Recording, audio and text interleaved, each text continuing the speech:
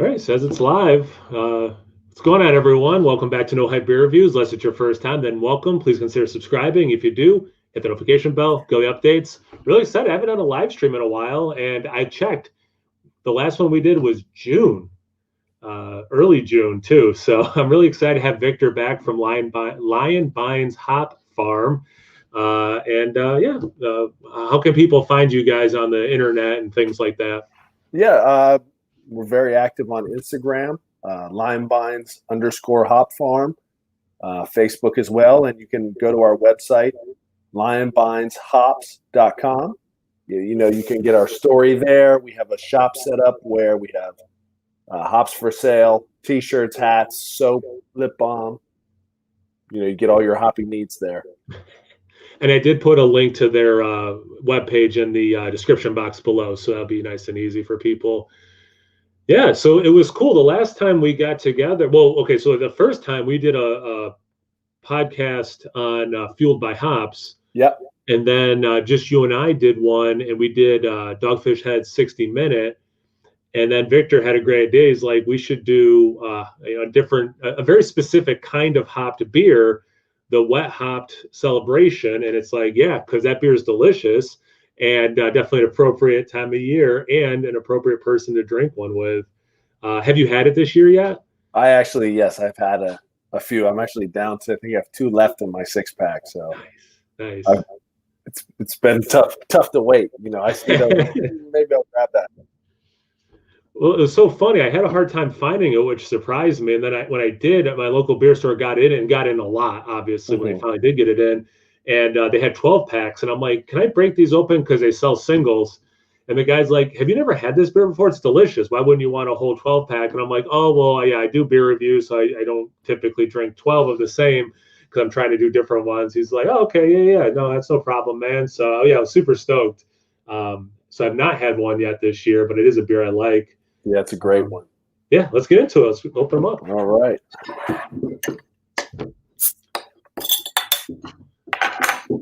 So have you guys participated with a brewery doing a wet hopped beer? Yeah, we have a brewery local to us, Cold Spring Brewery and Inn, and they do a wet hop beer every year with Lion Bines hops. Nice. And it's always chaotic doing the because you have to harvest and then you got to get them in the beer. It's literally day of, hour of. They're already starting their brew process. We take the hops over, they pour them in, and that's it. Because once you harvest hops, you either have to dry them or you have to use them, within a matter of hours. Really? So that is kind of the window of use is hours to either dry them or actually get them into a boil. Yeah, ideally. I mean, I'm sure with Sierra Nevada, I would think they get their hops. I don't know where they get them, but I'm sure they're shipping them in refrigerated trucks. Yeah. Right away so that they have them. But we really try our best to get them, within hours, because as soon as you harvest them, the clock starts to tick. Yeah. Yeah, I wonder because they have more than one brewery. If it's the Chico one in California, I got to imagine they're close to a lot of hop farms, relatively speaking. Well, I mean, I think Chico would probably be more likely than the North Carolina, because the Pacific Northwest exactly is all right there. So I would think everything's going to come from Washington, Oregon, and there's a fair amount of hop yards in California itself. Yeah. No, I think you're right. I actually got to go to that brewery. It was really awesome brewery and a great tour and good food and all that. But yeah, let's get in that beer, and then we can keep talking, man. Nice amber, very amber, right? That looks like beer I used to drink a lot of back, before the New England IPA haze thing. Yeah, I drank beer that looked like this. Yeah, a little head, khaki-ish kind of color, but yeah, I mean, it looks beautiful. So it says pine and citrus. That's kind of their notes, is pine and citrus.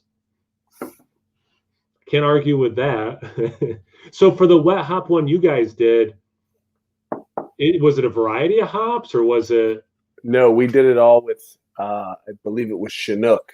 Nice. So it's just 10 pounds of Chinook dropped right in on, their brew. it is interesting with wet hops. You need a lot more volume to brew with versus, pellets. You can brew with a few pounds of pellets. With wet hops, you have to really ramp that up because the plant material, the plant matter's in there. There's water in there. And with dried hops, all that water's gone. So you really have to amp up the poundage. Yeah, I didn't even think of that, but it makes perfect sense. Yeah.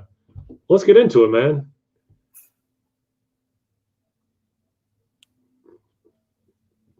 Oh, yeah.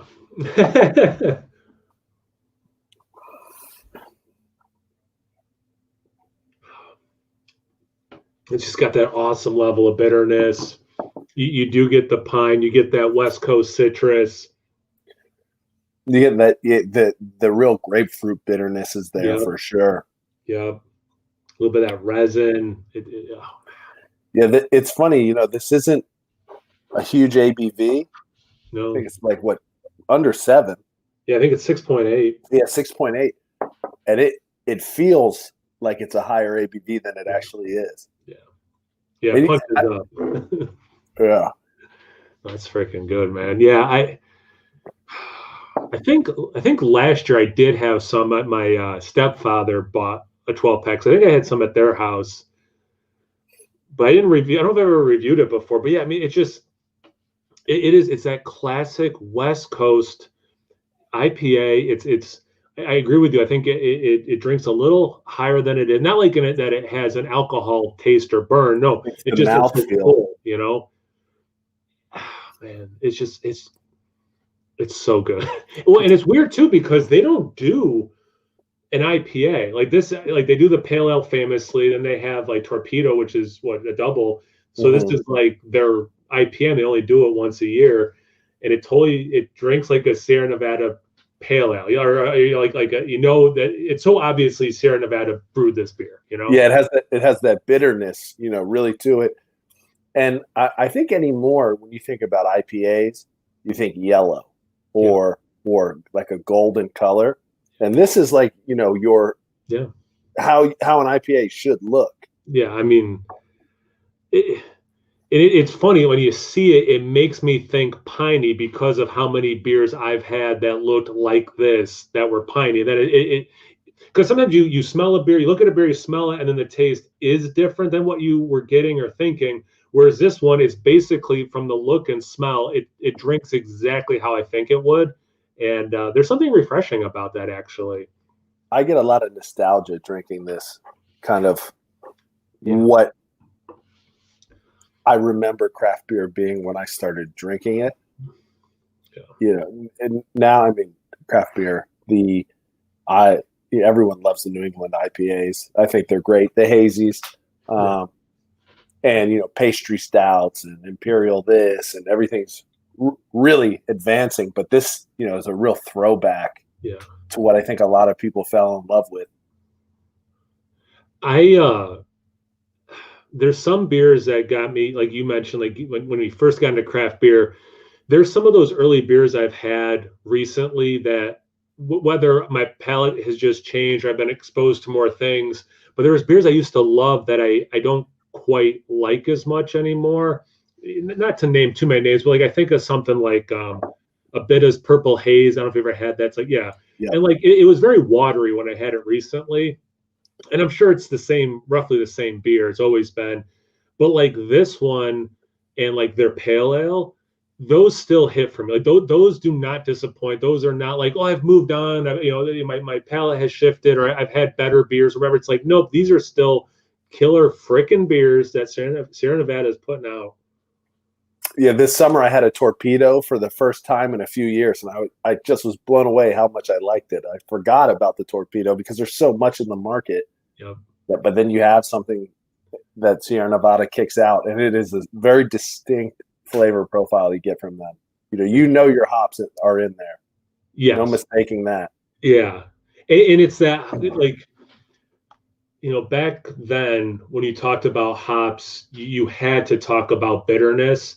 And today, sometimes that part, you don't even need to talk about the bitterness because the hops are the fruity thing you're talking about. Whatever. It's just like, and even if you're getting the bitterness in the beer, sometimes when people are brewing this style, they're trying not to have it be bitter. This is like that nice, remembering of no, hops bring the bitterness, and that's they can go hand in hand, and they have for a long time. Yeah. Yeah. Now you talk about hops, you hear tropical fruit and guava, mango, orange. Everything's very sweet. And before it was more of a pungent. Yes. You have citrus, but it's bitter citrus. It's almost citrus, like the rind of an orange instead of the actual fruit of the orange. And I think that's something that, Sierra Nevada has their hazy little thing, and they do that, but they never stray too far from their classic. They know where they came from. Exactly. And one thing I like about this beer, it features Cascade, Chinook, and Centennial.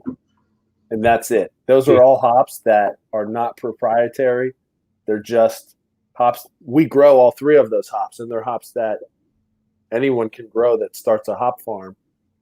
Instead of having Mosaic and Citra and the whole new group of New Zealand varieties, this is, really, it's refreshing for me to see as a hop farmer, to see that, these hops that we grow still can make a killer beer. And they're not, I am seeing a lot of, Cascade's the backbone of a lot of beers, and then it's supplemented with Citra or Mosaic or any number of hops. This is just pure bread and butter hops. And, that to me is really a testament to what Sierra Nevada is doing. Yeah. Earlier today, I had a beer. It was an IPA. It was more new school, and it had 4 hops, and Chinook was one of them. And that the kind of orange it brought with it was so wonderful. It had Nelson, some experiment, or one of the newer ones, because it was still like HBC and then the numbers, and then I can't remember what the 4th hop was, but like it was Simcoe. And the Chinook, what that brought with some of the new school stuff, it was so pleasant, because it was this nice blending of these different things. But to your point, the fact that sometimes the classics are a classic for a reason. It's not just because they're old; it's because they've held up. And this is a great example. Apparently, I'm pronouncing Nevada wrong. Maybe Nevada. Too funny. And it is a great color. I agree. It is a great color. Too funny. But yeah, no, it's this beer is freaking delicious. So me going to this brewery when I was visiting my friend out in California, one of the coolest things, and this is something you have gotten to, I know you don't live on the hop farm, but you go to your hop farm. One of the coolest parts of their tour, and like, I got to a point where brewery tours weren't that exciting because it was mostly the same thing, but theirs was like an hour and a half. The first half hour, you did the pale ale, you kind of went over the history of the brewery. Very nice. That middle half hour, actually touring their facility, when they had us go and take the hops, and do that and smell, I mean, oh my God, that it makes you appreciate, like we were saying before, about the hops and what the old school does, how it brings that bitterness, that pine, that dankness it can have. Oh my God, it was just such a nice reminder of this is what hops can be, or are, and oh my God. I think it's nice to be able to have that experience with the actual plant, because we're all, as beer drinkers, kind of detached from what hops actually are. You smell it, you taste it, like, oh, that's the hops. But until you've taken hops, you split it open, you can see the lupulin. You rub it in your hands, and then you smell it. It smells intensely like what you get out of the beer, and your hands are sticky after it. Yeah. You need to go wash your hands, and it'll take all day. Yeah. It's pretty amazing when after we harvest and process, we'll make pellets, and the amount of lupulin that is in the air when you process, it's almost like we're covered with it, just because it's such a fine powder, and we're pelletizing, and that building smells so good because it's just hops everywhere. Yeah. I was in Colorado, and we went to the Miller Coors plant, and the opposite side of it, the how delicious it smelled because of the malt. And to your point, and I think it's true of food, how detached people are, and I hadn't really thought about that, but those two experiences, the malt and like it almost smelled like a Cheerio factory. You would think it was like a cereal factory. And then, what you get to do at your farm, or what I got to do at Sierra Nevada with the hop part of it. And then you are like it's you can't help but be faced with, literally and figuratively, like, yeah, these are the main ingredients of, besides water, the beer, and kind of forcing you to think about what they bring to the table. Yeah. And I kind of wish I bought a couple of these, because I feel like I'm going to drink this pretty quick. You'll be back for that 12-pack. No joke. No joke. And with this, it's almost stickier. It's got a sticky feel to it, and that's because of all the plant matter that when they brew it, you're getting all of those powders. Everything was still wet when it went in, and I think that definitely has an impact on the beer, and that may be why the mouthfeel is a lot heavier with a lower ABV, but it does have wet hops. You literally took the words out of my mouth as you were talking. When you first started that, I'm like, that's probably why it has a better mouthfeel, and it makes so much sense. And that's what makes me want to use the word resin more, because you're getting that pininess, but then it's got that sappy, extra stickiness to it. It's so true. It's such a freaking good beer. It is stupid. So you actually have the pellet. What's it, like a pelletizer, a pellet? Yeah. So we pelletize on site. Okay. We have the USDA food safe facility where we take dried hops and then we run it through a hammer mill to have a fine powder. Then we run it through a pelletizer to make your standard T90 pellets. Gotcha. Okay. I guess because you hear about things like maybe like a mobile canning line that people bring in, but you guys actually have it on site to pellet. That makes sense, because like you were saying, the window you kind of have from harvest to either drying it or putting into a beer. Once the hops are dried, they stabilize, and then you have some more time to get them processed. Okay.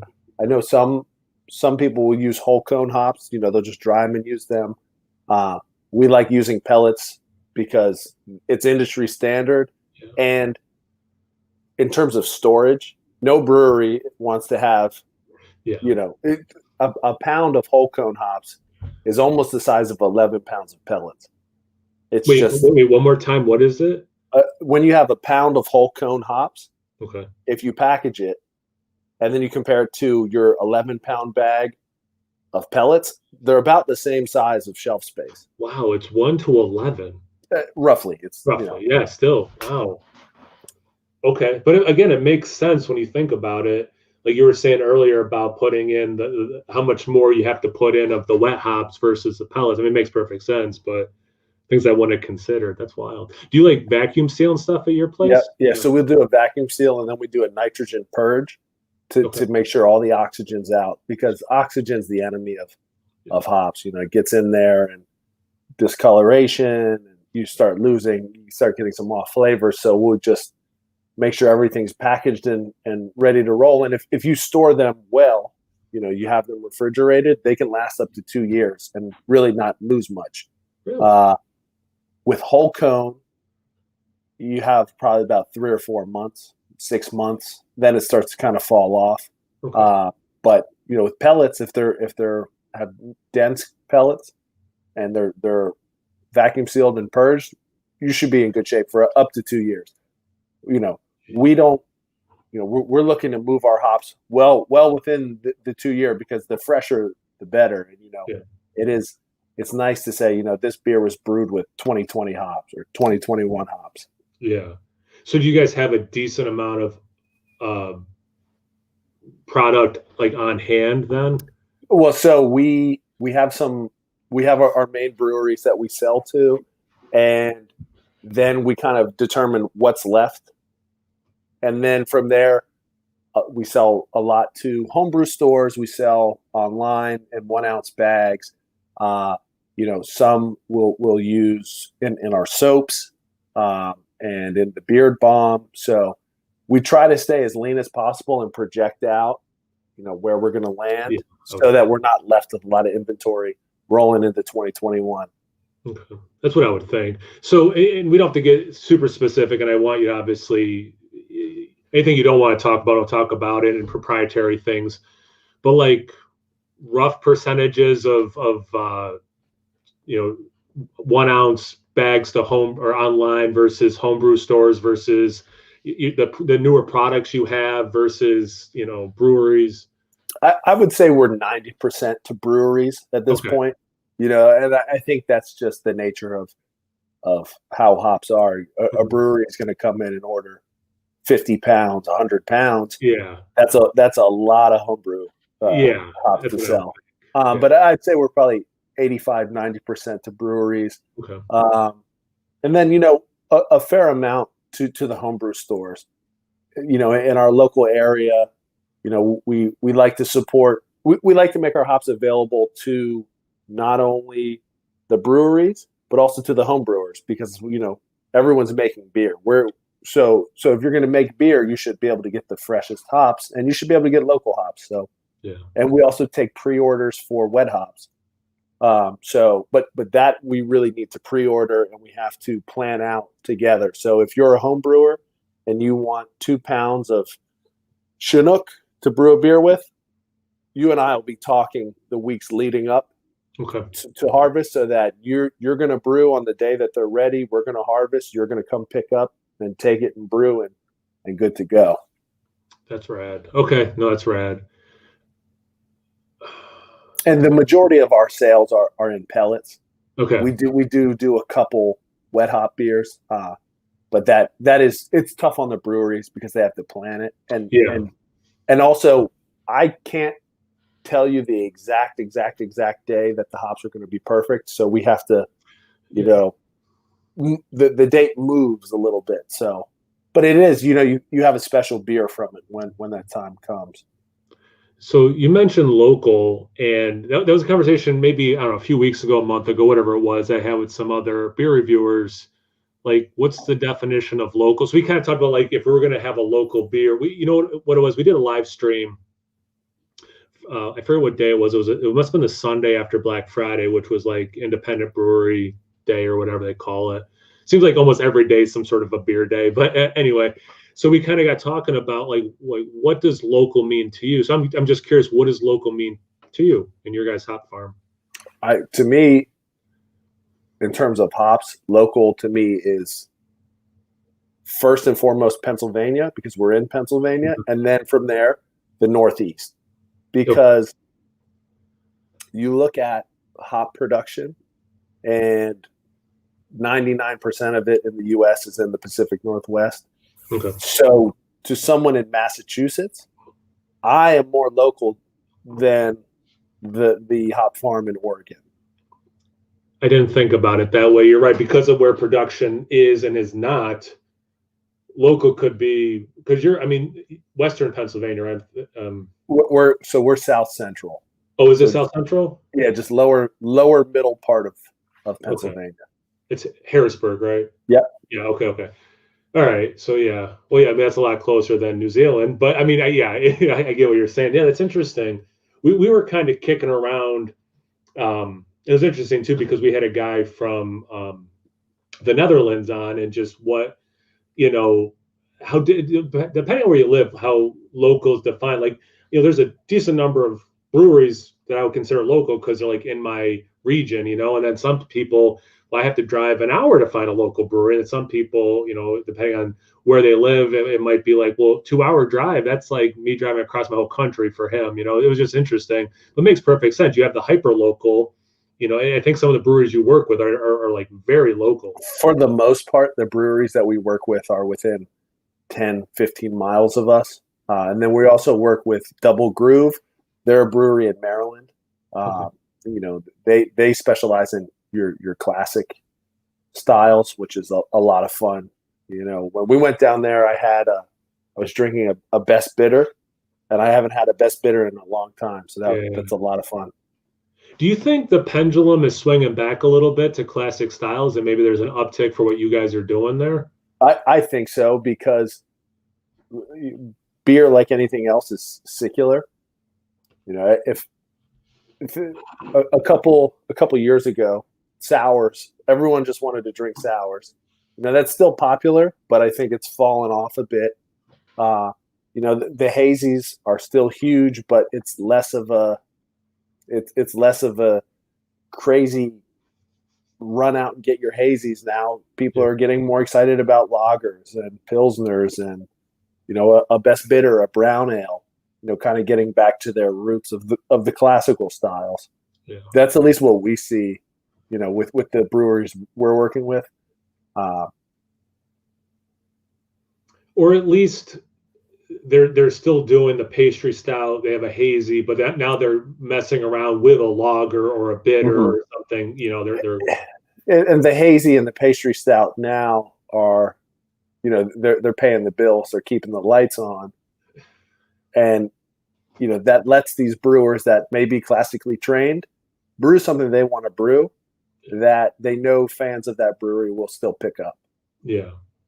I think of places, you know, like a Treehouse, or I think Trillium would fit into this as well.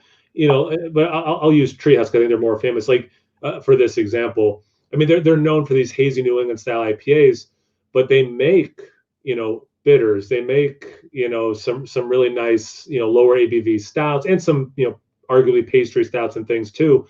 But you do have some of these like mega hyped specific style, new style, whatever you want to call them, who still do these classics. And I know definitely on a local level, when I go to places, they might have their one hazy on or two or three or whatever, but then they definitely have these other things on. So I'm wondering too, like the customer base, you know, if you're only doing hazies and pastry stouts and someone comes in, they're like, I drink Coors Light. What do you guys have that I'd like? Nothing, you know, but if I have a lager on, you know, check this out, check out this Pilsner we make, you know, it's the same style. It's just, you know, our take on it or whatever. And then that's kind of maybe a gateway, or I don't know. I wonder how, like you said, how much of it is for the brewers themselves, or how much the demand is going up for those more traditional styles. And I think it's a lot easier to pitch different styles when the tap rooms are open.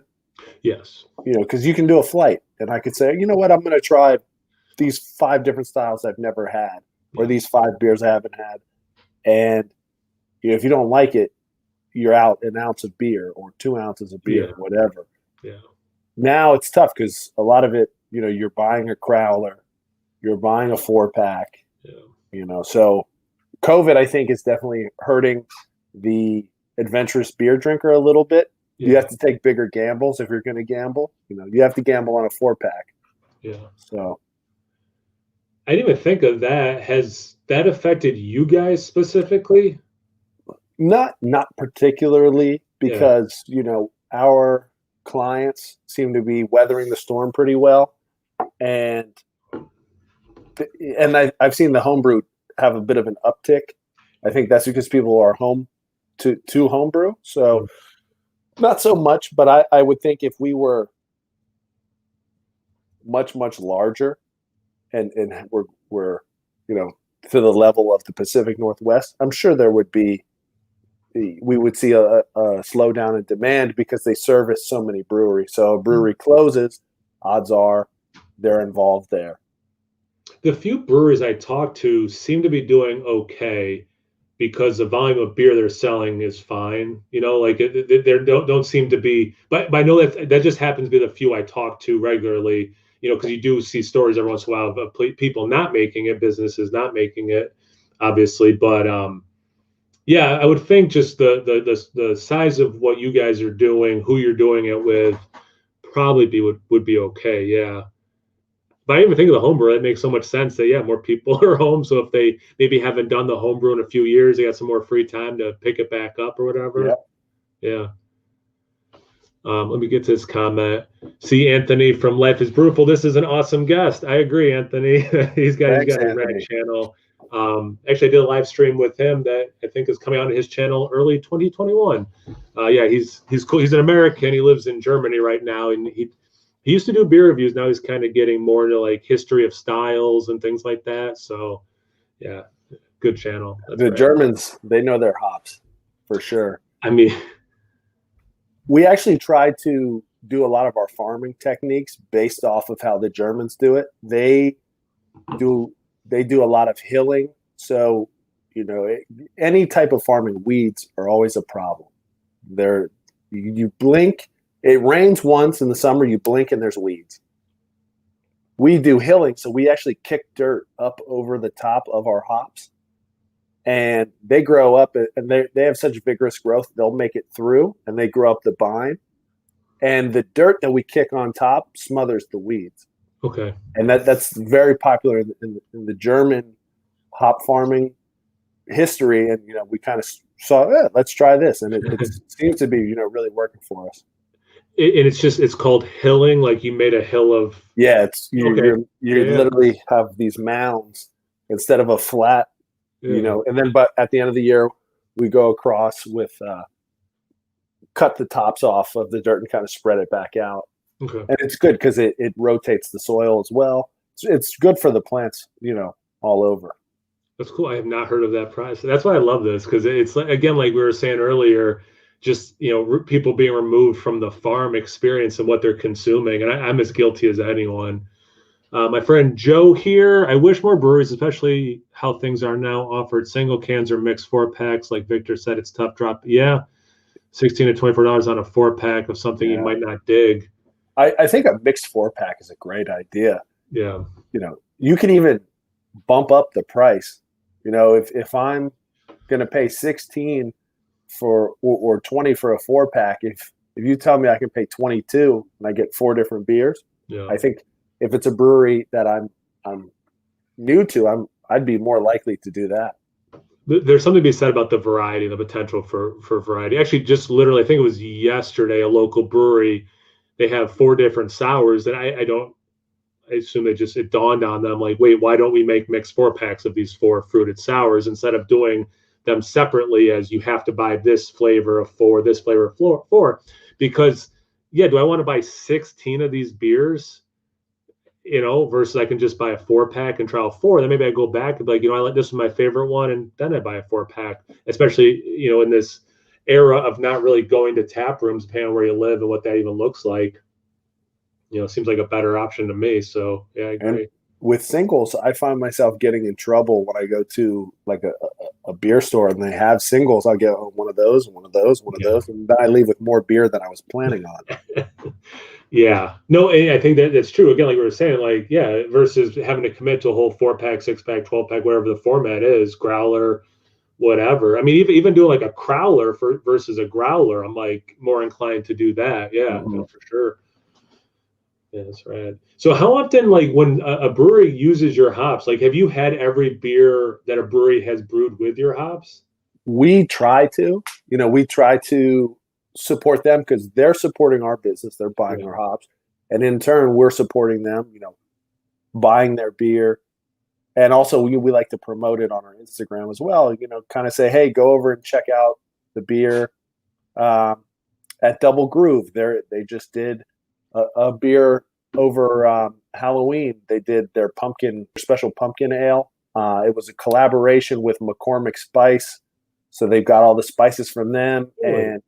And I made a trip down there just to have the beer, and it's a great time. And it's good to have a relationship with your brewer, because if I just drop off hops and say, "Hey, thanks, support my business," and I disappear, that's not.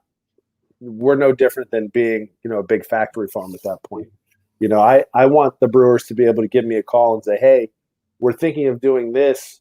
Do you guys have any of this hop left over? Or maybe we could think of doing this. Or have you thought about growing this variety? We have a hard time getting it." Yeah. I think that's all important. So I've definitely heard breweries talk about how like this year's hop crop and like what maybe how it's different than the prior years has informed their brewing process. Is there anything you can learn on your end from tasting the beers people have used your hops in, or is it too much of a process to really be able to gauge anything? It's kind of a tough. If I have a beer that I think didn't have enough hops in it, I would think, okay, they don't really shine through. There's not enough in it, but at the same time, who am I to tell a brewer what that's something that we really never get into and say, oh, hey, the hops are off here or this. We definitely try it. If we got an off flavor from the hops from a beer that they brewed, we would say, hey, those hops seem off. We can look into that. Yeah, we haven't experienced that. Because it's not like you could take, like, let's say someone took, bought your hops and made a pale ale and you tasted it and you're like, oh, I like the pininess in it. It's not like the next year, right? There's nothing you can really do on your end to try to replicate that. I mean, we're at the mercy of Mother Nature. Yeah. To a certain point, it's a plant, it grows, and the flavor profiles, while, a Cascade, you're going to get grapefruit and some pine. Yeah. 1 year the grapefruit may shine through a bit heavier than the pine, or vice versa, or you may get something different. And a lot of it has to do with the soil. Cascade hops grown in the Pacific Northwest are going to be a little different than the ones that are grown on the East Coast, just because of the different minerals in the soil and the different sunlight angle. And so I think that's something that's exciting about hops, because you can get different flavors coaxed out of the same hop. No, for sure. A couple more comments. Yeah, I did see this. This sucks. Yeah, did you see that Three Floyds had to close their brew pub due to the? Yeah, I saw. And like the headline I saw was like Three Floyds closes, and I'm like, what? And I'm like, oh, but still, I mean, it's still a brew pub. Yeah, that stinks. Yeah, no, that sucks. And then Joe, beer stores that offer singles are both the bane of my existence, and also, it's true. It's the beer store where I used to live was very resistant to singles for a long time, and I had definitely kind of gotten to that point where I was like, I want to try. It's like the Pokemon thing. I want to try them all. I want to catch them all. And then I moved up to where I live now. That was the norm. So I was like, oh man, this is awesome. But yes, like you said too earlier, Victor, you can end up buying a lot more than you planned on because of it. And you do have to be careful with singles, not necessarily at a brewery, but at a beer store. Sometimes that's a great way to get rid of old inventory. So I always check the dates on those bottles. You have to.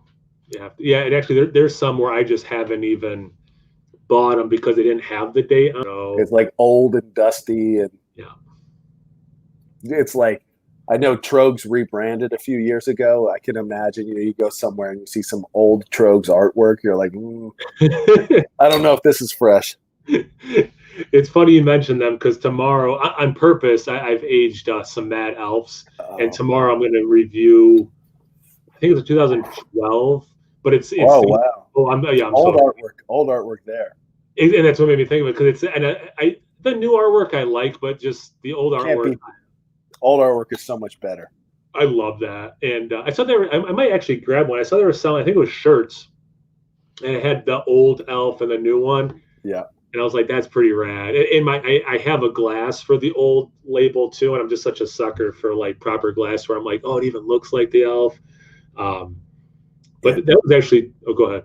Trogs is like our, it got myself and my partner, both of us, into craft beer. It's right in our backyard. It's Mad Elf is that beer you drink. You're like, whoa, I have way too many Mad Elves laying around of varying years. And I have one here, I have one there. Yeah. No, that beer for a long time was like my friends, and we still like it, but like, my friends, it was like one of those obvious, we're all going to buy it. And my friend Pete, he used to buy cases. So I got to the point where I'd stop buying it because I knew he'd buy more than he could handle, and then he'd give me some. But that was, besides Sierra Nevada, the Trogs was the other brewery tour that really sticks out in my mind. It was, I never went to the old place. It was a newer place in, is it in Hershey or just near It's in Hershey, right? Yeah. And that was another one. Just the tour was great, you know, in terms of like having us actually like taste the different malts and everything, and, you know, taste things out of the bright tank, and just really have, you know, as much of a full, you know, all the senses you possibly could, while, you know, learning about the process. That was just, and the food was so good there. And of course, I love the beer from Trogs. Yeah, the food is so good at Trogs. Yeah. Have you had their Dreamweaver?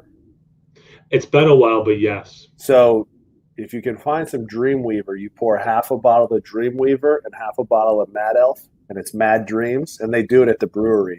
Really? Yeah, so it's very good. Okay. You've piqued my interest. Yeah, they have a couple. I'm sure if you do a little Googling, you can find the Trogs combos. It's almost like a secret menu.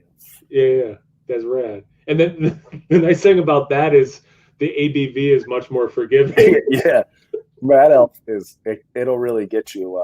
I remember they were selling a few years ago. They would sell a 101 ounce bottle of Mad Elf for like a Christmas party, and it was this big. And I used to do a bottle share every week, and the Christmas one, we had our friend owned a restaurant, so he opened up the restaurant. We had a big Christmas share, and I brought like a bunch of different vintages of Mad Elf, which was both amazing and stupid because, yeah, the alcohol, it's so much 11%. But it was really cool, and like you could see how the cherry faded over time.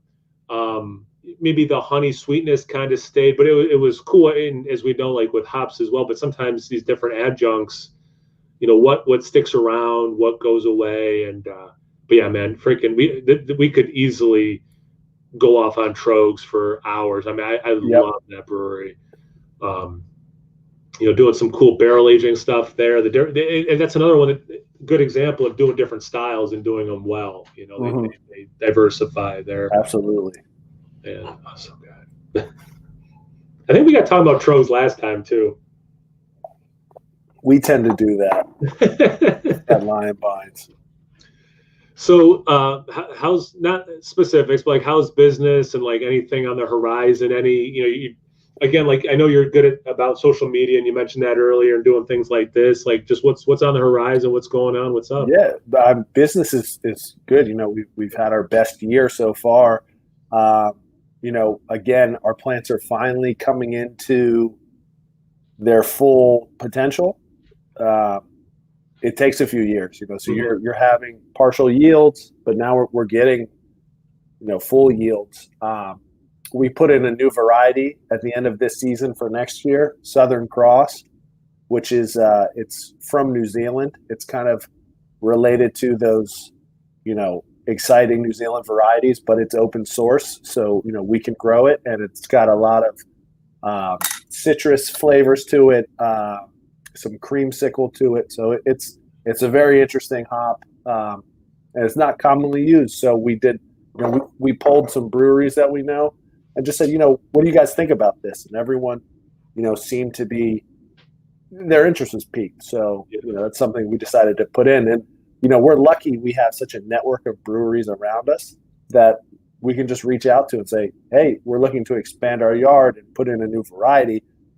We want to make sure it's something that you guys are interested in. And Southern Cross got a very high, you know, level of interest. So we put that in. We'll be getting, you know, a partial yield this year, and then the next year we'll get more of a yield, and then year 3 it'll be fully rocking and rolling. We launched our personal care line this year, you know, selling the beard balm and lip balm and soap. So that's something that, you know, we're really excited about. It's a lot of fun. You know, everybody needs soap, so why not have some hoppy soap? Yeah. So, you know, that's great, especially in this time of year. It's the perfect stocking stuffer, you know. For you know, the people, you know, that are really into beer, you don't know what to get. You know, I can tell. I've seen a lot of people. We have a bundle where we have some bars of soap, some lip balms, and some beard balms. Those are going pretty quickly, so that, you know, okay, this guy's got a beard, you can have that. Some lip balm there. Yeah. No, I was so excited that you guys were doing that because I love like it was the hoppy soaps that kind of like got me like aware that that was ever a thing that people would infuse, with different products. And I think it was Dogfish Head was theirs was I think the first time I ever had it.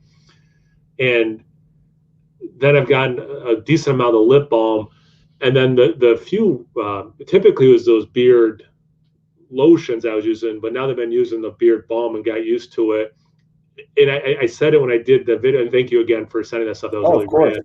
Um, like where I have to wear a mask at my job, and like it is nice to trap in, some nice aromas before I put that mask on all day.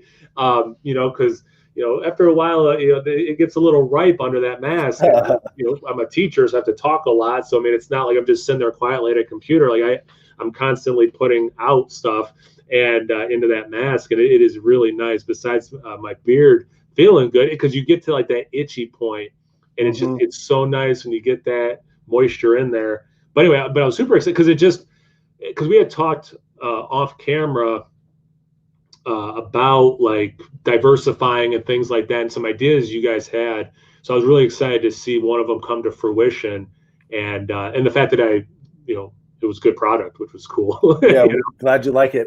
We work with a soap company, Spindrift Soap Company in Rhode Island. Colby's doing some great stuff out there, and he's really good because we have a lot of input. He uses our hops, but we talk about flavor profiles. We talk about, and we almost do it as if you're formulating a beer recipe, cool, where it's like, okay, this will play well on the hops. This will play well on this, this will really accentuate the pine or that or this, or this flavor profile goes well on the lip balm for that. So he's great to work with. That's rad. So does that person, like, so obviously that's specifically for you, like you didn't send extra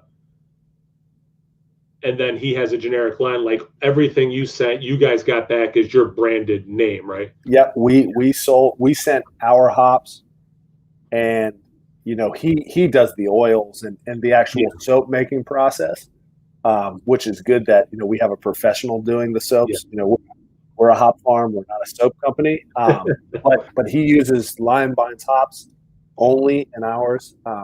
He sells other hop related items, but the Lion Vines branded soap, beard balm, and lip balm uses hops grown at our farm. It's so rad. It's so like, I mean, it's got to be a trip to drink a beer that your hops are in, but it's got to be a trip too, right? Where it's just like my hops are in this beard balm, or like and that soap is I just finished that first bar. Like that soap that's what I want. Like and it was weird in the review because I wasn't gonna jump in the shower and use it, but it's just that generic soap is whatever, but like you were saying, like the aroma, just the hops mix. It does. It sounds like we're talking about a freaking beer. Like how the hops mix with the oils and everything else that's in that product. Yeah, it's just freaking right, man. And it's all natural, right? You know what it is. It's not, you're not putting detergents on your skin and doing all this. These are all natural ingredients. It's good for your skin. Winter is here. It's moisturizing. Yep. The hops smell good. It's a nice big substantial brick of soap. Yeah. It's nothing little. So, that's something, we're very happy with those soaps. And we're really happy with how the hops shine through, because there are so many, all those oils have their own aroma, but the hops are really what you get out of it. I had bought some mass-produced ones years ago, Amazon, wherever I got them from, and I was like, oh, these are cheap, and there's a bunch of them cool. And it's like when I got them, like, oh, yep, that's why these were super cheap, because they were garbage. They were hot garbage, And I was so disappointed because I had loved that artisanal, you can tell like someone made this. It was just a factory, no thought process behind it. And that I was so mad. I think I regifted them, if I remember. I think I opened up one, and I was so like mad. I regifted them to my uncle, if I remember correctly. But it was nice to not get that. I'll put it that way when I got the one you guys did. And again, like that's awesome. And I'm not surprised to hear the process was like you guys talking about creating a beer. Like this, we think this would complement, and like the fact that there was thought and care doesn't surprise me. That's freaking rad, man. Yeah, we were involved everything from the soap formulation and kind of the different profile you're going to get from it, even down to the packaging. We had a call, we discussed packaging, and like couldn't ask for a better partner with Colby. Cool. Anything else on the horizon you want to talk about, or anything? I mean, right now, I think we're trying to build up, some more and grow what we got, and keep getting more and more efficient each year, and have, we're pumping out hops. We want to really increase our yield where we're being more efficient, because that's something that over time you learn more about farming, and so you get more out of your plants. So this year our big focus is to get the most we can out of our plants. It's going to be exciting to see what the new variety Southern Cross brings us, and then really try to show people the benefits of all natural soap and lip balm and beard balm. So the just one last thing. So I did want to circle back to that Southern Cross. Had you guys heard of it, or like I don't know if I've ever even heard of that hop. So like, was that on your end, or did someone approach you like, hey, there's this thing that's open sourced, or what? How did that even happen? So Andrew, who's our farmer, is scouring the internet all the time, reading about hops, looking at hops, and he's also an avid home brewer. And he knew about Southern Cross. As a casual, I drink beer. I don't brew beer. I had never heard of it. So, I did some digging. And that's something that we said, okay. And it's something that does well in the climate that we have. So, that's kind of a big thing for us as well. Not everything's going to grow well where we are. True. So we look for certain characteristics, in a hop, and we look at what's the parentage, what's it bred with to get there, and this kind of checked a lot of boxes for us. We grew a few samples this year, and they grew well. So then we put in a substantial amount. So nice. That's right. Yeah, I was just because I had never heard of it. I don't think anyway. I don't think I've had a beer with it or anything. But I mean, if it's kicking out that stuff, I mean that's awesome, and to diversify your portfolio is awesome. I'm sure those, breweries like you're talking about before are probably stoked to try something that's still local, but that's new and different. And I'm sure something like that gets them excited and passionate and be able to explore as well. Yeah, I think, a lot of the brewers that we work with that like our Cascade and like our Chinook are really happy to say, yeah, hey, give us a few pounds of this and we'll it's fun because it gets their creative juices going. And then let me think about this profile and throw something together. Well, it's like we were saying before, like it is awesome revisiting. I shouldn't say revisiting, but for me at least, it is like these classic styles, these classic hops. So it's got to be just really cool on your end and their end that you can have. Again, and I'm sorry, I'm calling them classic hops, but in my mind, that's what they are, with something new. So you're kind of like being able to do the best of both worlds. Like you get the ones that can produce this freaking delicious beer, and then it's like, hey, I also got potentially the hot new thing. Let's give it a shot. Like that's just, it's kind of rad that way. Yeah. We'll never be able to grow your Citra or your Mosaic or any of those proprietary hops, but that's okay. We like to grow what we're growing, and we like doing what we're doing. If Citra ever became open source, I don't know if we would run out and grow it, because there's so many acres of Citra. Yeah. That to us is, let's keep growing what we grow and what our clients like. So, it's definitely something that we think about, and we see these new varieties. And I love Citra. I love Simcoe, Mosaic. I'm happy to enjoy them. And as a hop farmers, we appreciate all the hops, Yeah. Well, and it's cool too to have, you have your lane and what you guys do and like to do. And then it's also completely, you can do that while also enjoying other things. I mean, it's just, yeah, the idea that you have to only be in one lane, but you can certainly, or enjoy one lane. But yeah, that's freaking rad, man. It's getting past my bedtime, so I got to wrap it up. I'm sorry, man. Even though it's all night. I know. All like, snow, no more snow days, right? Well, we did actually. We used the snow day today. Yeah. Oh, nice. And then, I mean, we got dumped on, so I spent, a good amount of the day getting rid of that snow. But yeah, so, but no, it looks like tomorrow we'll be back at work though. So, but Victor, man, it was your idea, and this was a great idea. And doing a wet hot beer was perfect. This was the perfect beer to drink this time of year. And I'm just so happy for you guys. And I love, supporting small businesses, and you guys are doing your thing and you're crushing it. And it just makes me happy, especially during COVID. This is freaking rad. And for anyone watching, again, if you want to look into who they are, anything about them, order some of those stuff that we talked about out of their store. In the description box is their a link to their webpage, and from there you can get to their store. Anything else you want to say before we sign off? Nope. Thanks for having us on, Kyle. We're always happy to jump on, talk beer, because at the end of the day, we're beer fans. We grow hops because we love beer. So it's fun to do this. Heck yeah. No, thanks. Hey, do you have any beer left? I have a tiny bit left. That's enough to cheers. All right. Cheers, Victor. Cheers. Thanks.